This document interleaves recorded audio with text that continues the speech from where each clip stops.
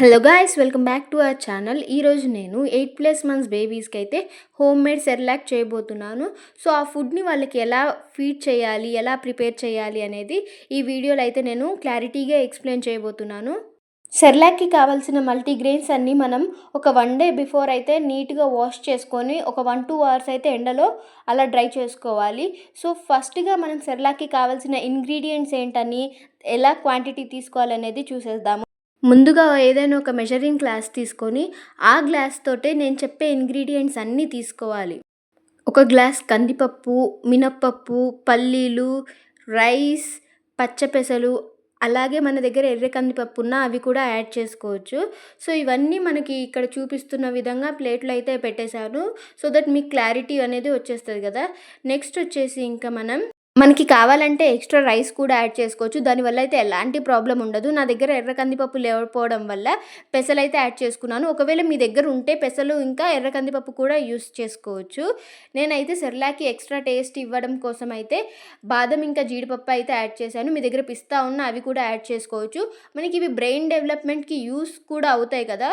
So దానివల్ల మనకి digestion problems అనేవి ఏం కూడా రావు. సో నేను వీటన్నిటిని సిమ్లో పెట్టేసి అయితే గోల్డెన్ బ్రౌన్లో వచ్చేంత వరకు రోస్ట్ చేసుకున్నాను. బాదం ఇంకా జీడిపప్పునైతే నేను సపరేట్గా రోస్ట్ చేసుకున్నాను. ఎందుకంటే అవి ఫాస్ట్గా వేగిపోతాయి కాబట్టి.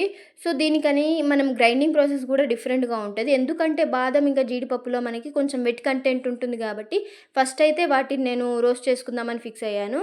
సో ఇవన్నీ మనం చల్లారాక మాత్రమే చేసుకోవాలి. సో ఇందులో మనం 1 స్పూన్ ఆఫ్ వాము ఇంకా జీలకర్రనైతే లైట్గా వేయించుకొని అవి కూడా యాడ్ చేసుకోవాలి. ఎందుకు ఇవి యాడ్ చేస్తున్నామంటే పిల్లలకి ఈ పప్పులనేవి యూస్ చేయడం వల్ల డైజెషన్ ఇష్యూస్ రాకుండా ఉండాలి అని మనం ఇవైతే యాడ్ చేస్తున్నాము. యాడ్ చేయడం అంటే ఎక్కువ కంటెంట్లో కూడా యాడ్ చేయొద్దు. 1 స్పూన్ ఆర్ హాఫ్ స్పూన్ అయితే వాళ్ళకి సరిపోతుంది. మనం ఈ ప్రాసెస్‌నంతా చూసుకుంటూ పౌడర్‌లా చేసుకోవాలి. ఎందుకంటే మరీ పౌడర్ అయిపోయినా వాళ్ళకి తినడానికి కూడా కొంచెం అంత ఇంట్రెస్ట్ రాదు. సో కొంచెం కొంచెం సన్న బొంబాయి రవ్వలాగా ఉంటే వాళ్ళకి కొంచెం తినడానికైతే ఈజీగా ఉంటుంది. సో నెక్స్ట్ వచ్చేసి మనం ముందుగా చల్లార్చి పెట్టుకున్న ఇంగ్రీడియంట్స్ ఉన్నాయి కదా, అవి కూడా సపరేట్‌గా పౌడర్ చేసి పెట్టుకొని ఈ 2 పౌడర్స్‌నైతే మనం మళ్ళీ ఒకసారి గ్రైండ్ చేసుకొని చల్లారబెట్టుకోవాలి. సో ఈ పౌడర్ అనేది మనకి అరౌండ్ 1 మంత్ అయితే మనం స్టోర్ చేసుకొని వాళ్ళకి ఎలాంటి ఇబ్బంది లేకుండా అయితే మనం యూస్ చేసుకోవచ్చు. ఈ సెర్లాక్ మనము కలకండ లేదా తాటి బెల్లం అయితే యాడ్ చేసి వాళ్ళకి ఫీడ్ చేస్తే వాళ్ళు చాలా మంచిగా తింటారు.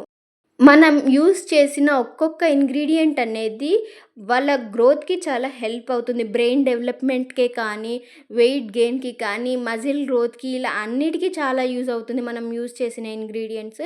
సో బయట సెర్లాక్ అంటే ఇది చాలా బెస్ట్.